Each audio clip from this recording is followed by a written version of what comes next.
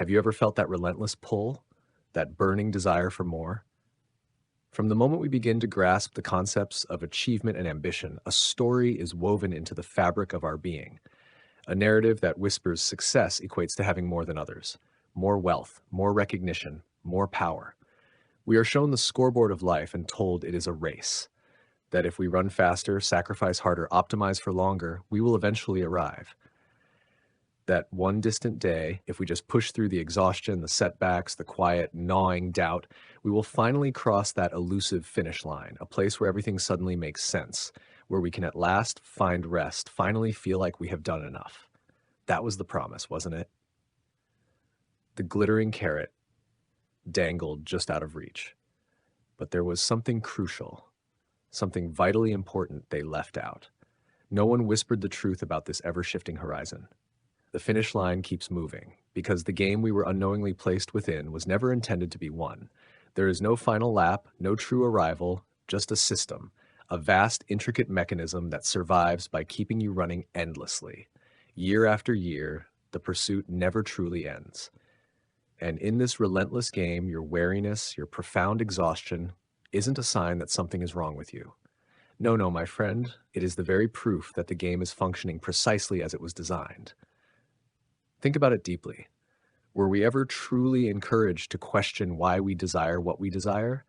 Or were we instead subtly guided to crave what everyone else craves, to label that manufactured yearning as ambition, to chase this abstract notion of success, not as a deeply personal calling, a unique resonance within our own soul, but as a public performance, a carefully curated display for the approval of others? From the seemingly innocuous school grades that pitted us against one another, to the coveted job titles that defined our worth in the eyes of society, from the relentless drumbeat of hustle culture to the insidious trap of social comparison, we have been meticulously conditioned to measure our value against the achievements, the possessions, the perceived status of others. We've been taught to believe that happiness, that elusive state of genuine contentment, lies perpetually on the other side of achievement. That if we feel tired, burned out, lost, adrift, it is simply because we are not trying hard enough, that the answer lies in doubling down, pushing through the pain, the discomfort, the growing sense of unease. But what if the very opposite is true? What if your exhaustion is not a failure, but a signal, a quiet protest, a deep, resounding no echoing from the most authentic part of you, gently yet firmly stating this isn't it, because maybe, just maybe, you are not weak. Maybe you are simply human. And perhaps the fundamental problem doesn't lie within your own discipline or motivation, but within the very architecture of the game itself. Modern society thrives on perpetual motion. It is deliberately constructed to reward momentum over meaning. The faster you move, the more you are praised, the more you are lauded, until you gradually, completely forget what it was you were running towards in the very first place. You begin to exist on autopilot, blindly chasing goals that you did not consciously choose for reasons you can no longer quite articulate.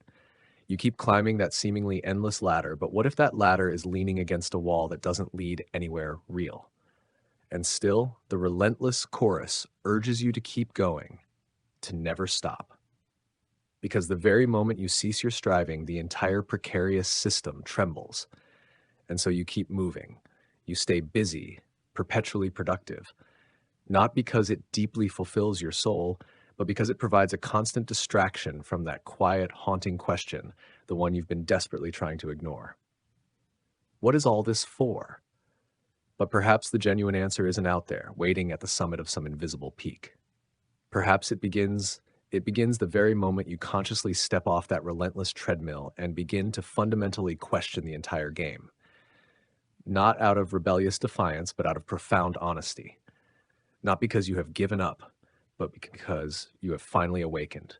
You were not created to exist within a never-ending loop of ceaseless striving. You were not born to be a mere machine for output, for fleeting optics, for simply keeping the cogs of society turning.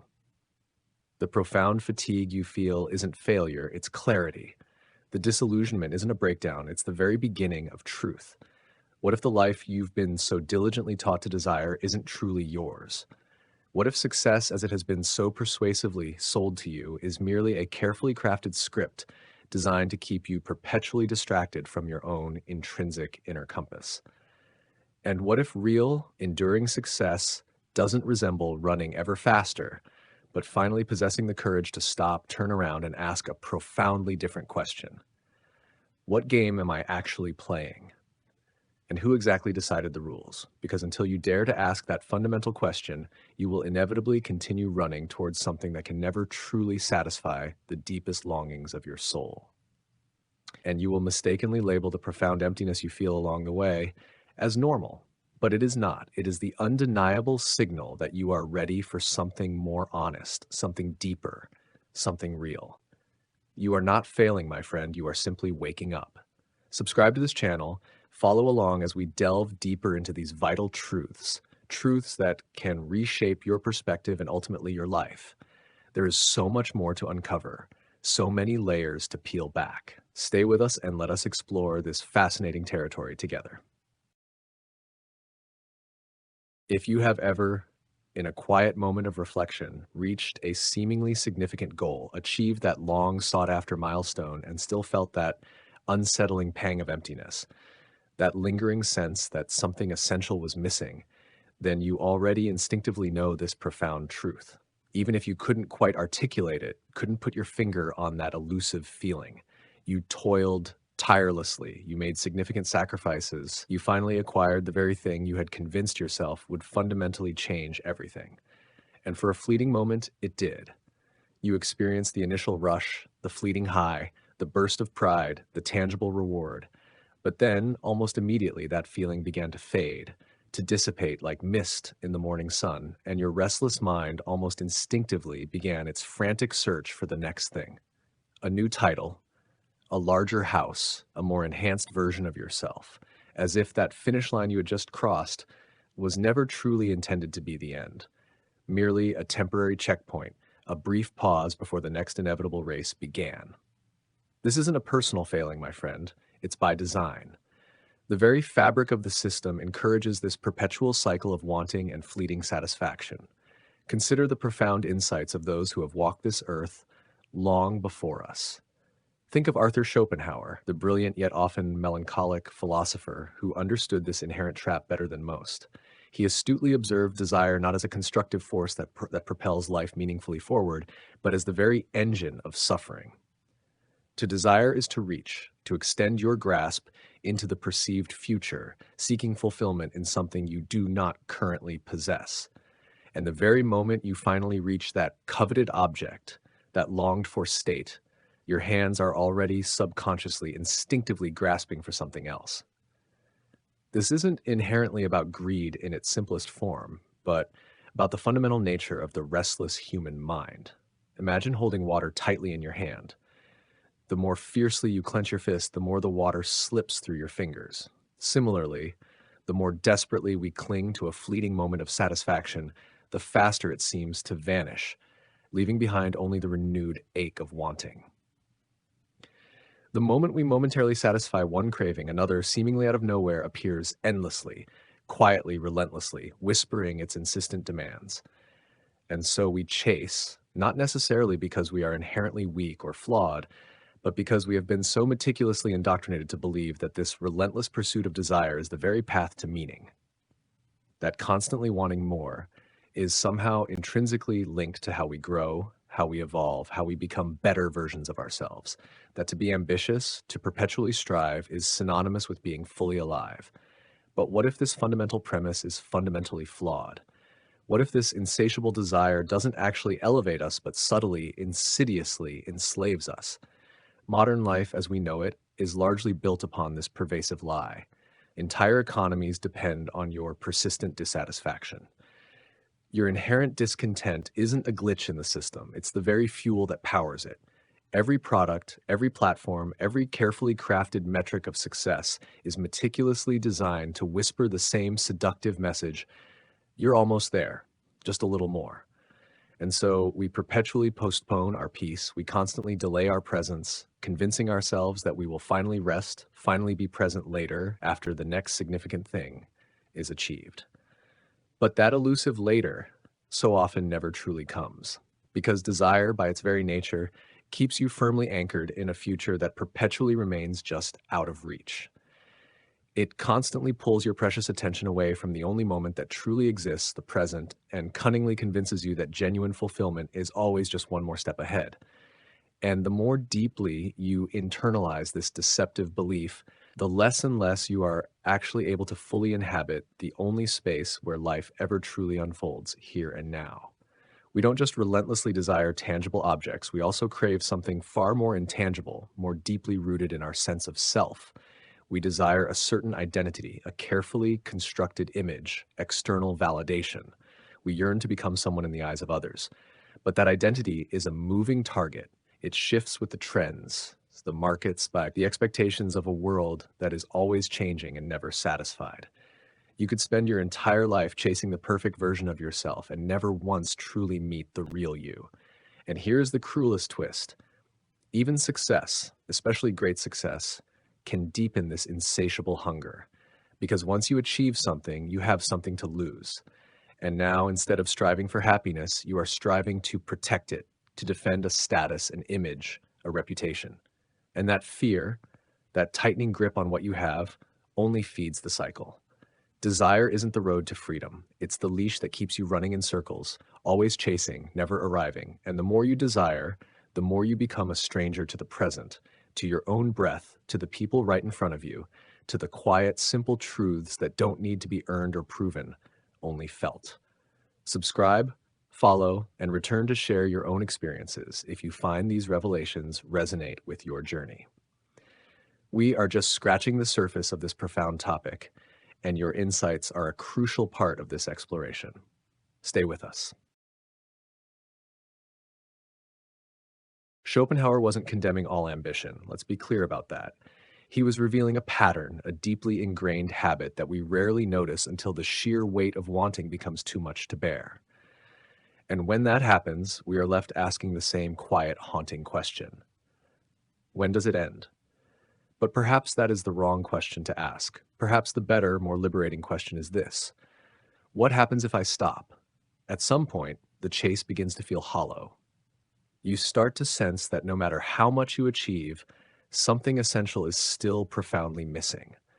That the ladder you've been climbing doesn't lead to freedom at all, but to a more elaborate, more comfortable kind of prison. And the question that once terrified you, the question you so skillfully avoided by staying perpetually busy, suddenly becomes impossible to ignore. What if the entire game is wrong? Schopenhauer didn't tell us to reject life. He told us to reject the illusion that fulfillment is something you can conquer, claim, or collect, that success is about climbing over others to reach some higher rung, that happiness is a prize for the most productive, the most persistent, the most praised. But what if that is the very belief that keeps us miserable? The truth is, most people don't actually want success. They want significance. They want to feel that their life matters, that their actions have meaning, that they are seen, valued, and truly alive. But we've been taught to pursue that feeling through external validation, through applause, admiration, and achievement. And so we measure our worth by how high we climb in someone else's system, using someone else's scorecard. But there's another kind of success, one that doesn't require recognition, one that doesn't come with trophies or titles or follower counts. It's quieter. It doesn't look impressive from the outside, but it feels right on the inside. It's the success of self-respect, of inner alignment, of waking up each morning and knowing you're living a life that's true, not one that just looks good in pictures. You see, there are two kinds of success. The first is the one society celebrates, visible, marketable, admired. It's designed for display, but it's rarely designed for depth. It demands performance. It rewards conformity. It thrives on constant striving, and yet it often leaves people feeling more disconnected than ever, trapped in roles they never consciously chose. The second kind of success is harder to describe. It's not about being seen, but about seeing clearly. Not about getting more, but needing less. It's about living in alignment with what you truly value, even if no one claps, even if no one notices. It's the quiet strength that comes from being rooted in something deeper than ambition, a sense of self that doesn't shift with opinion or crumble under pressure. And here's the paradox. When you stop chasing the first kind of success, You create space for the second kind to emerge. When you stop performing for approval, you begin discovering who you are without the mask. When you stop asking, what will they think, and start asking, what do I know to be true? Your life starts to feel like it's actually yours. Schopenhauer wasn't urging you to abandon the world. He was inviting you to step out of the illusion, to recognize that the endless pursuit of more isn't a path to peace. It's the thing pulling you away from it. He knew that real freedom doesn't come from reaching the top. It comes from realizing you were never meant to spend your life climbing in the first place. So maybe success isn't about achieving more, but about needing less, about no longer being ruled by restless desire, about living from the inside out, not the outside in. And maybe the most powerful decision you'll ever make is to stop playing a game that was never built for your well-being. If real success means stepping out of the illusion, then it's worth asking, why was the illusion built in the first place? The truth is hard to swallow. Modern society was not designed to make you free. It was designed to make you functional. You were never meant to become yourself. You were meant to become useful, to fit in, to produce, to keep the wheels turning. From the moment you entered the system, you were shaped to serve it. You were taught how to follow rules, how to sit still, how to compete, how to obey. And as you got older, the language changed, but the message didn't. Now it's called professionalism, performance, productivity. But at its core, the system still asks the same thing. Be efficient, be impressive, be what we need you to be.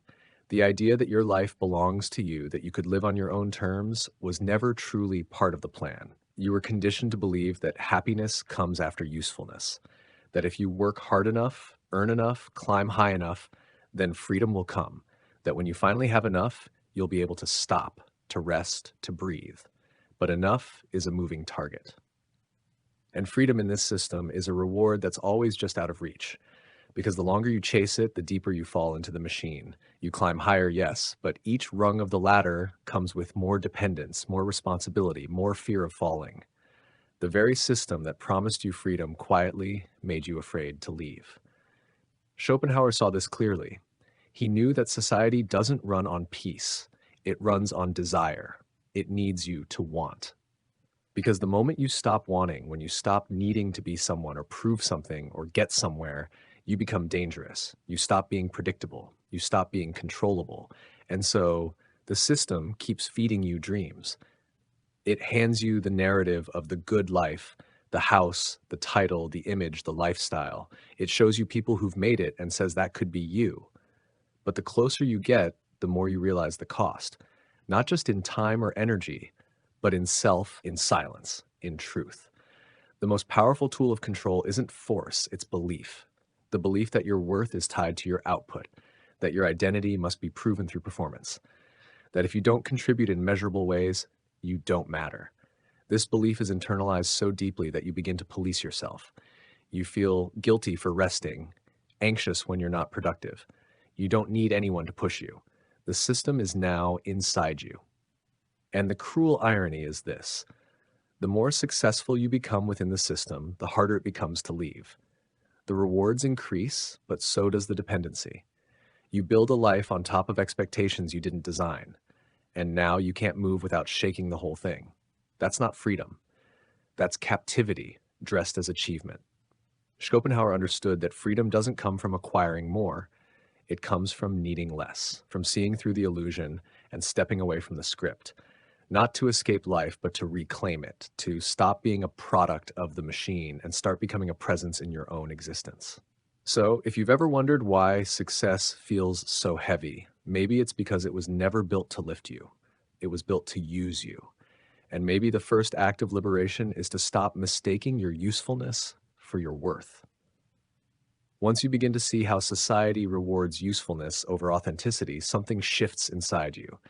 You start to notice how much of your life has been shaped not by truth, but by appearances, by the pressure to look successful even when you don't feel it, to appear confident even when you're lost, to seem like you have it all together even when you're quietly falling apart. And the deeper truth is this: most people aren't chasing a life. They're chasing an image of a life, one that looks impressive from the outside, one that earns admiration, applause, and approval. But rarely does that image reflect anything real. We spend years building identities out of expectations, carefully curated and polished for public consumption. We learn to say the right things, act the right way, wear the right mask, and somewhere along the way, we forget what our actual face looks like. But here's where something powerful happens. At some point, the performance becomes too heavy. The gap between who you are and who you pretend to be becomes too wide. And in that quiet discomfort, a new kind of success begins to emerge, one that isn't about impressing others, but about being honest with yourself. Because every time you choose truth over image, you win something far more lasting than applause. You gain integrity, not the loud kind that announces itself, but the quiet kind that holds you steady when no one's looking. You begin to respect yourself, not because of what you've achieved, but because of who you've chosen to be. This is the kind of success no one can give you and no one can take away. It doesn't come with medals or headlines. It's invisible to the crowd, but you feel it in the silence when you know you didn't betray yourself just to fit in, when you spoke the hard truth, even if your voice shook, when you stayed grounded in your values, even when it cost you something. That's real strength. That's real success. You won't always be understood. People might question your choices. They may call you foolish for not playing the game like everyone else, but that's okay. You're not here to be understood by everyone. You're here to live a life that feels right to you. And the irony is when you stop trying to impress, you start to connect. Not with everyone, but with the right ones, with those who see your honesty and recognize themselves in it. Because authenticity, unlike image, has gravity. It pulls the real toward the real. Schopenhauer knew that most suffering comes from wanting to be someone instead of simply being. The constant comparison, the performance, the need to be seen, all of it keeps us locked in a cycle of dissatisfaction. But truth breaks the cycle. When you live in truth, your self-worth stops fluctuating with opinions. You stop being a mirror reflecting what others want to see, and you become a light revealing what's real. That's the kind of success the world doesn't teach, the kind you have to find on your own. But once you do, it stays with you through failure, through rejection, through uncertainty. Because when you choose truth over image, you no longer need validation to feel worthy. You've already found it in yourself. At some point, after all the striving, all the performing, all the endless reaching, you realize something quietly profound. You're tired, not just in body, but in soul. Tired of the roles, tired of the masks, tired of chasing goals that never truly belong to you.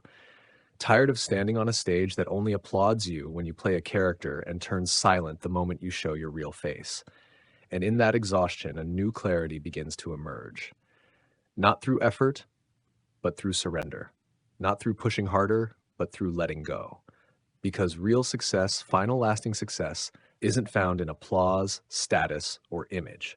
It's found in no longer needing to act. No more pretending, no more proving, no more racing toward illusions that disappear the moment you get close. Just you living, feeling, doing from a place inside that no one else can touch or validate or define. The world may still expect a performance. It may still try to pull you back into the game, to convince you that you're falling behind, that you should want more, that you should become more. But when you've seen the machinery up close, when you've felt how empty it is, you lose your appetite for pretending. You no longer crave permission. You no longer fear rejection. You no longer measure your worth by how well you fit into roles that were never written for you. You simply begin to live as you are. You follow the quiet pull of your inner voice. You say no when it costs you and yes when it matters. You stop asking what success looks like and start asking what feels alive. You create not to impress, but because something inside you needs to be expressed. And that's when it happens. Something shifts. You no longer feel like a product of the world around you. You feel like a presence in it, grounded, whole, awake. Because the deepest kind of success isn't external at all. It's not something you chase or earn. It's something you remember, something you return to. The part of you that was always there before the noise, before the pressure, before the performance. This is what Schopenhauer pointed to. Not escape, but essence. Not withdrawal, but awakening. He didn't urge us to abandon the world, but to stop being fooled by it, to stop mistaking noise for truth, speed for depth, achievement for meaning.